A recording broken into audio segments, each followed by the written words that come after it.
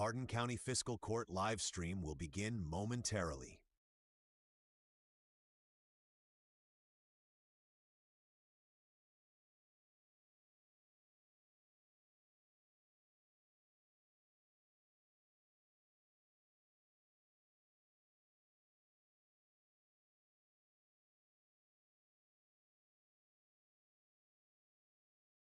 The Hardin County Fiscal Court live stream will begin momentarily.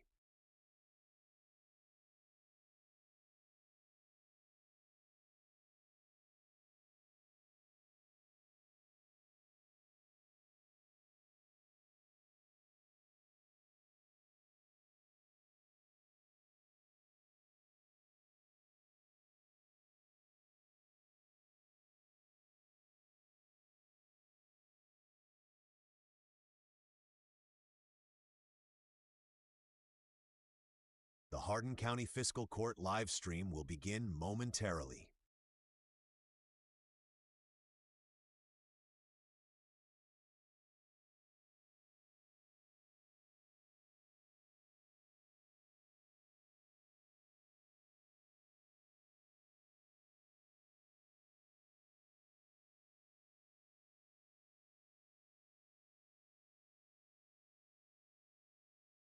The Hardin County Fiscal Court live stream will begin momentarily.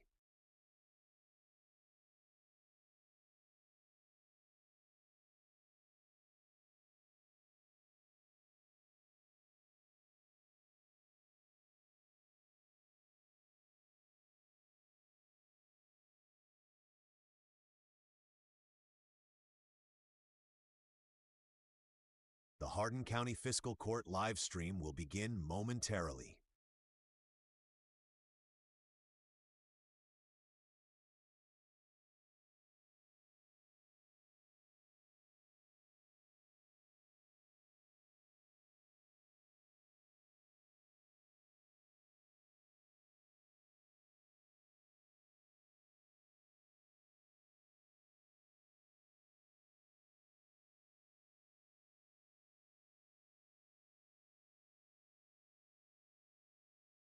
The Hardin County Fiscal Court live stream will begin momentarily.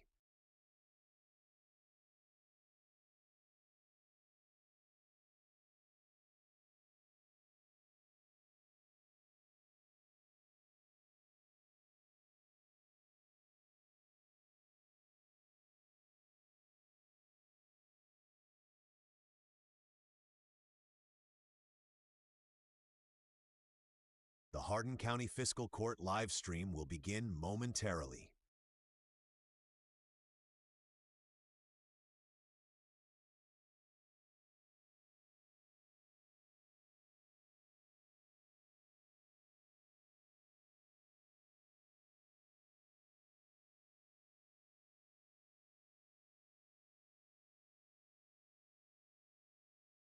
The Hardin County Fiscal Court live stream will begin momentarily.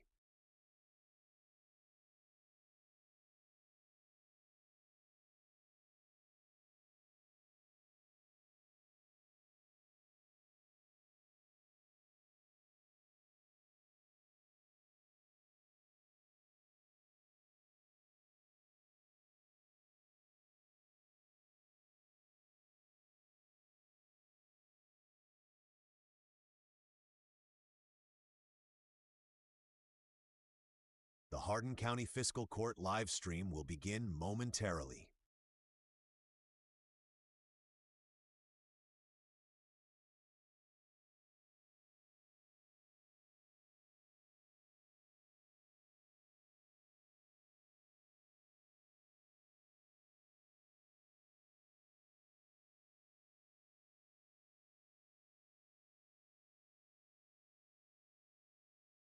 The Hardin County Fiscal Court live stream will begin momentarily.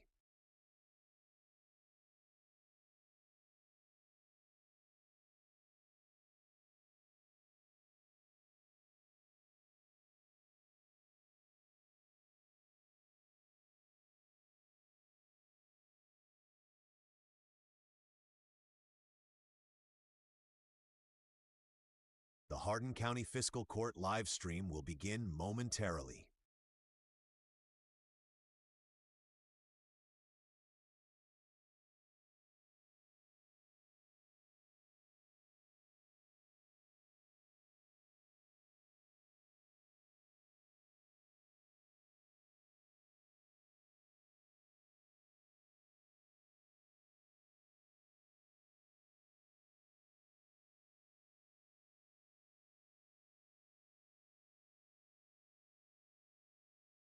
Hardin County Fiscal Court live stream will begin momentarily.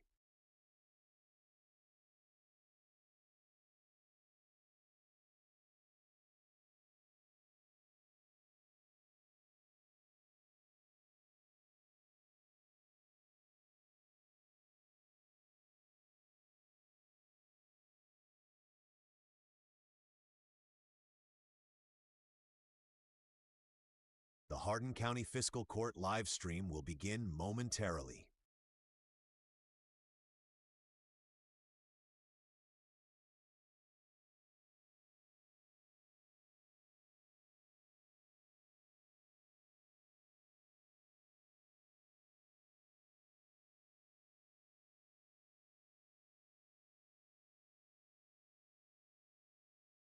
The Hardin County Fiscal Court live stream will begin momentarily. If everyone would check your cell phones, please, that might come in handy to not have that happen. All right, so let's go ahead and get started. This is July 28, 2026, Hardin County Fiscal Court regular voting meeting. So let's begin and call this meeting to order. Roll call, please. Squire Clem. Here. Squire Hicks. Here. Squire Muse. Here. Squire Pennington. Squire Saltzman. Here. Squire Thompson. Squire Whitehead. Here. Squire Yates. Here. Judge Tall. Here. Next, we have our invocation. It's Magistrate Pennington, who isn't here, so I'll go ahead and pray today. And then the Pledge of Allegiance is Magistrate Whitehead. If you join me in prayer. Lord, thank you for the day. Thank you for watching over us and providing for us in so many ways that we can't even imagine. Thank you. We thank you for this county. Thank you, Lord, for our first responders that are taking care of us in our times of need and emergency. Be with them, protect them, bless them and their families. Watch over us during this meeting. I pray that we're able to conduct this time to work together and the business of this county in a way that's pleasing to you. Again, we thank you, we praise you. In Jesus' name, Amen. Please join me in the pledge. I pledge Allegiance to the flag, United States of America, and to the republic for which it stands, one nation, under God, indivisible, liberty and justice for all.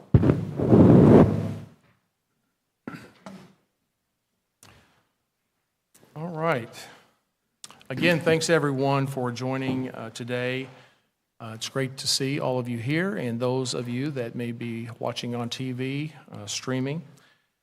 We'll go ahead and review the agenda. Pretty simple agenda today with the approval of the last court minutes that we'll do here in a moment. We'll have a couple of presentations. We'll have a time for any comments, concerns from any citizens. After that, we do have an ordinance to vote on today, and then we have our consent agenda that I'll cover all the items, resolutions that are included in that. After that, we will have our typical comment time and then adjourn. So that's our agenda today. All right, with that, we'll move on into the next item of business, which is to approve the Hardin County Fiscal Court July 14th, 2026 minutes. Is there a motion to approve? So moved. second. Moved and seconded. Any discussion? Hearing none, roll call, please. Squire Clem. Yes. Squire Hicks. Yes. Squire Muse. Yes. Squire Saltzman. Yes. Squire Whitehead. Yes. Squire Yates. Yes. Judge Tall. Yes, motion passes. All right, next we'll move to some department presentations, and we'll start with our EMS department, Mark Peterson.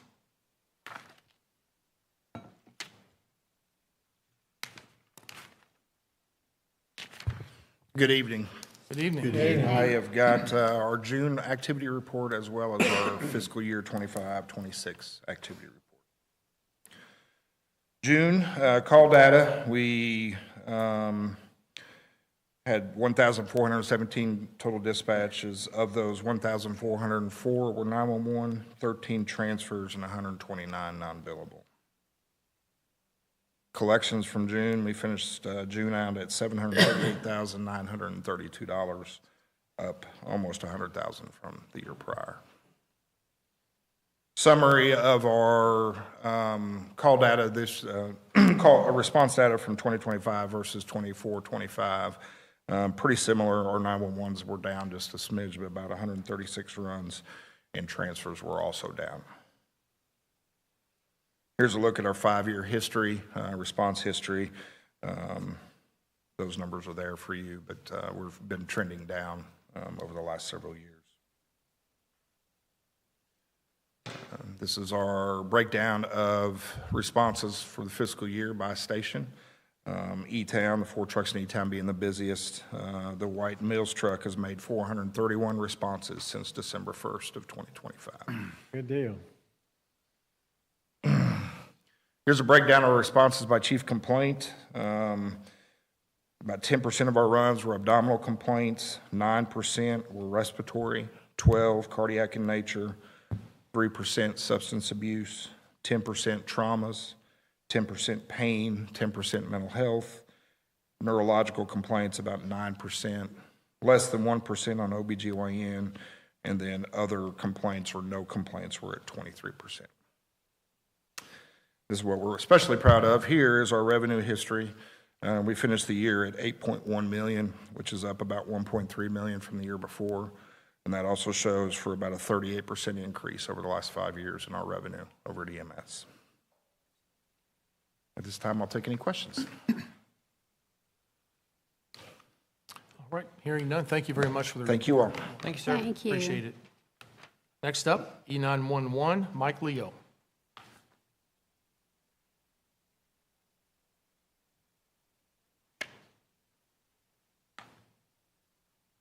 Good evening. Good evening. I'm here to present the activity report for the month of June for the 911 Center, and then we also have some year-to-date figures. 911 calls answered, 4,566. 8,956 CAD reports created, answered 5,268 administrative calls. Dispatched 1,414 EMS runs, 469 fire runs, handled 2,461 attempt to serve prisoner transport and traffic stop type calls, and 51,782 NCIC and link transactions. It shows the cost of service broken down by agency. You see EMS at 33.8%, Radcliffe Police 25.4%, Sheriff's Office at 20.2%, and the other agencies we dispatch for, you can see their percentages there in the graph. Fire runs by department for June. E-Town at 37.3%, Radcliffe at 20.7%. You see the remainder of the fire departments we dispatch for and their percentages there. Calls transferred to the secondary sites. Total calls transferred 781, with 580 to E-Town Police and 201 to the State Police. This chart just shows a 5-year comparison on our CAD events that are created. Everything that we do in 911 is generated in a software product that we create calls for. It's what we call CAD events. You see we're down a little bit from the year before, 2025 and 2026. You can see the other years there. Total 911 calls received, 5-year comparison, up a little bit from the year before. Wireless 911 calls received, again up from a little bit from the year before. Administrative calls, 5-year comparison, up from the year before. Pretty much been steady since 2022, the increase of bringing on Radcliffe Police Department. Self-initiated events, 5-year comparison, a little below the year before, but still a big increase since 2022. Once again, it's just taken over a second law enforcement agency and dispatching for them. NCIC and link transactions, 5-year comparison. Lower from the year before, but a steady increase from 2022. That's it. Any questions for me? Always busy, taking 911 calls. Thank you. Appreciate you and your team. Thank you. Thanks. Okay, you can see that there are a couple of written reports available online. Next up, any citizens' concerns or comments? So we have time for that. Yes, sir.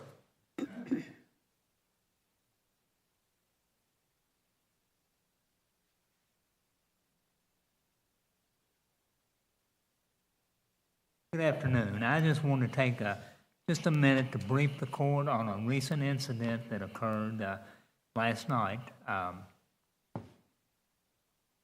be brief. Judge, magistrates, thank you for allowing me just a minute to share some information about a new capability that the Hardin County Sheriff's Office, or at the Hardin County Sheriff's Office. I'm pleased to announce that we have established a special response team, or SRT, consisting of 10 specially selected deputies.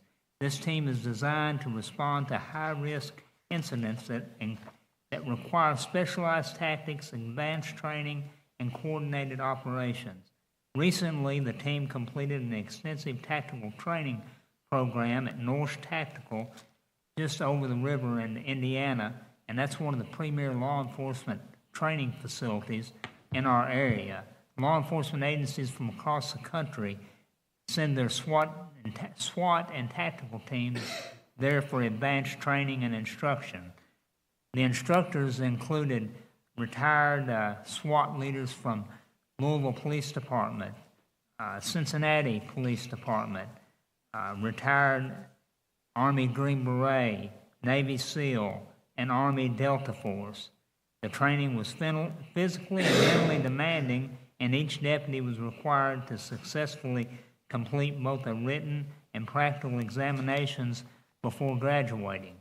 I'm proud to report that every member of our team successfully completed the course, and this is why I wanted to bring this up tonight, because just unfortunately, that training was almost put to use immediately. Yesterday evening at 6:30, deputies responded to a domestic on Battle Drive just off Kentucky 434. As one of our deputies approached the residence, he heard a gunshot. Seconds later, a woman and her 2 children burst out of the residence. He saw the woman had been shot in the chest. He got the women and the children off to a safe location. Him and another deputy treated the woman for injuries. The other deputy loaded the woman and children into his cruiser and got out of there to a safe location where they could meet EMS. And the other deputies sit there and watch the scene and call for assistance. The victim was transported to Baptist Health Hardin, where she was treated for her injuries, and she was later released, unbelievably, after having a gunshot wound to her chest. Deputies, along with the Kentucky State Police, established a secure perimeter while investigators obtained both an arrest warrant and a search warrant. And I also want to mention our county attorney, Jenny Oldham. She was very helpful in assisting with that process. Once these warrants was secured, we activated our newly formed special response team. That's something that when we started one, we hope that's something you have, but you hope you never need. 9 team members responded within a short period of time, and they quickly developed an operational plan, reviewed diagrams of the residents, and prepared for a deliberate and safe entry. The team then executed the search warrant systematically and cleared the residence and located the suspect, who was deceased and located in a secluded area of the residence. From all indications, it appears that he suffered a self-inflicted gunshot wound. Thankfully, no deputies, troopers, or additional civilians were injured during this operation. Many county services were used during this operation. E911, who took the call kept the people on the line, and got deputies and emergency and EMS personnel en route to the scene. EMS, the coroner's office, along with the sheriff's office. So a lot of agencies were involved. I just wanted to share this incident because it demonstrates exactly why specialized training matters. And we hope that we never have to use these skills again. But when situations like this arrive, our citizens deserve deputies who are prepared, disciplined, and trained to respond safely and professionally. And I'm extremely proud of these deputies and the professionalism they demonstrated throughout this incident.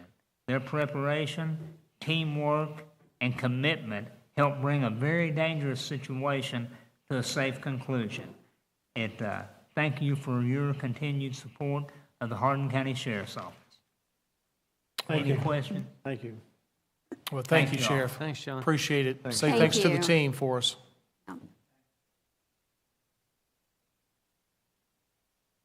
Okay, anyone else would like to come up? All right, seeing none, we'll move on. Our next item of business is an ordinance that we need to vote on.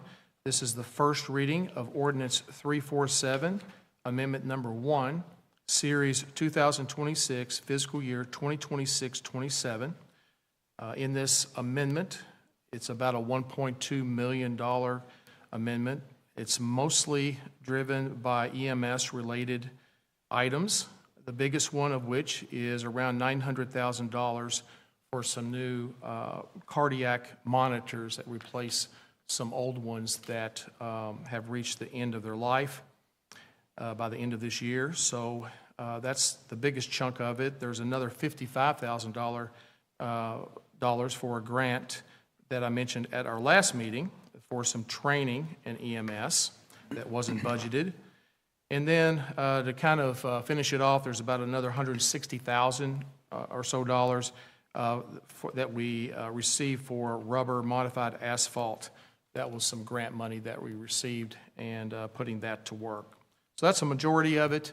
At that, is there a motion to approve this ordinance? Second. Been moved and seconded. Any discussion?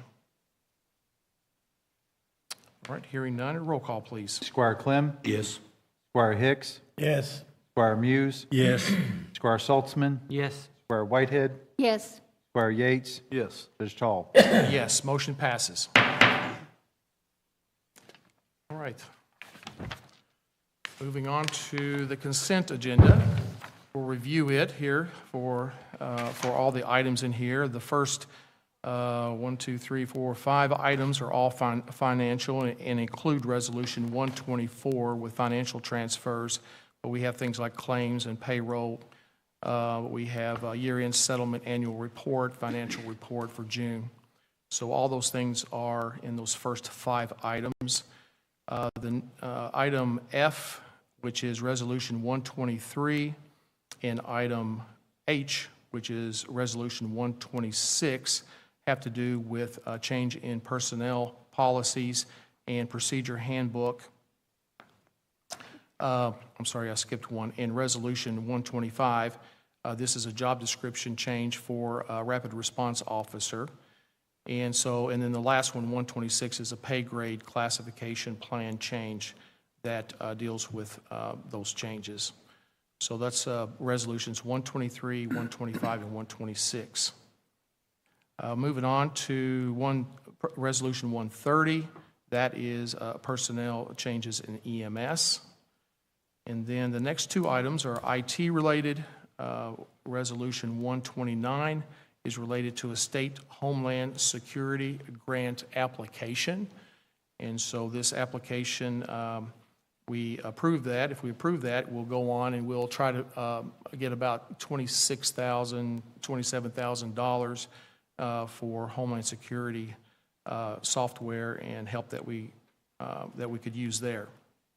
And then the next item is Resolution 131, and this is our security training renewal called No B for IT, or IT. And I think that this is a really good software that has been quite useful. It's about $6,000 for that.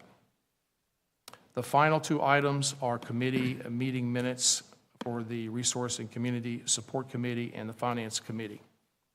So that covers everything that's in the consent agenda. Does anyone disagree with or want to remove any of these items? Judge, I have a quick question. sir. I know there was a lot of changes there toward the last.